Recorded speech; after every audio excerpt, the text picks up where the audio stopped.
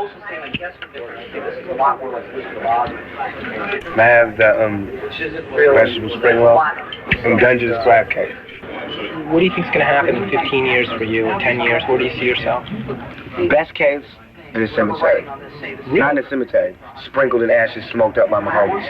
Worst case, I mean that's the worst case. That's the worst case. Okay. That's the worst case. Best case, multi-millionaire, owning all of this shit, you know what I'm saying? Because anywhere else, if I was white, I would have been like John Wayne. You know what I'm saying? Somebody who pulled themselves up from their bootstraps, from poverty, from welfare. Now I'm kissing Janet Jackson, doing movies. I feel like a tragic hero in a Shakespeare play. You know what I'm saying? Oh yeah, I get around. I'm not really that educated, you know, and I'm not really a religious person, but I believe that God wants me to do something, and it has to do with thug life. You know, I want there to be a life for the street element, instead of we always getting shut out, you know, instead of defenseless, having power. Cause shorty wanna be a thug, said he wanna be, said he wanna be.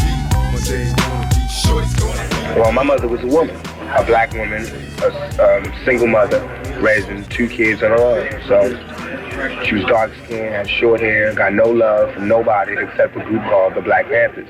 So that's why she was a Black Panther. Because I don't consider myself to be straight, you know, militant. You know what I'm saying? I'm a thug, and my definition of thug comes from half of the street element, just straight street hustlers, and half of the Panthers element, half of the independence movement. I'm saying we want self-determination, and we want to do it by self-defense and by any means necessary. That came from my family, and that's what thug life is. You know, it's a mixture. Machiavellian is Illuminati, all through your body. How do people treat you differently? The people that you grew up with, now that you're famous? They believe in the machine, not Tupac anymore. They don't even know me no more. They just know about the machine. You mean the press machine? Yeah. Is that painful for you? Mm-hmm. Everybody wants to use me, everybody. From this level to the street level. So I'm used on every level. I have no friends, I have no resting place, I never sleep, I could never close my eyes. It's horrible. Can you imagine what it's like for you to be who I am, who I was, and for them to say that I raped a woman, and for the whole world to actually be entertaining the thought that you raped a woman? That's hell. You're feeling sort of ripped off by the press. I am being ripped off because I've never lied to the press. Just as much truth I bring to my work, a journalist should bring that much truth to their work. Why do I have honor and you guys don't have honor? I'm not a journalist, I'm a thug. Do you think you'll prevail in court? I have to see. I believe in God. Whatever's supposed to happen is supposed to happen. But I cannot live in a jail cell. And that's why I don't rob people and stick up people. But for you to put me there and I didn't do it, I wouldn't go that route. I would die in jail. And that's what they want. They want for me to go through all of that, then come out, but I'm already dead. No creativity, I'm finished.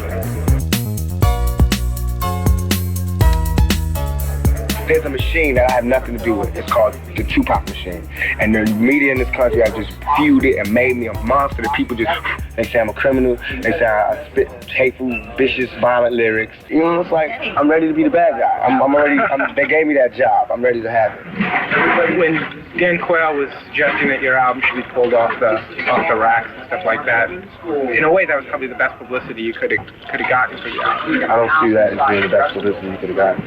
Who was the vice president of the country that you live in, the country that you are ready to defend, to say that your music is not fit, without him even listening to your whole album, without him even have known you or to meet you, for him to just make that? And she said it out loud. You were hurt by that. I was crushed.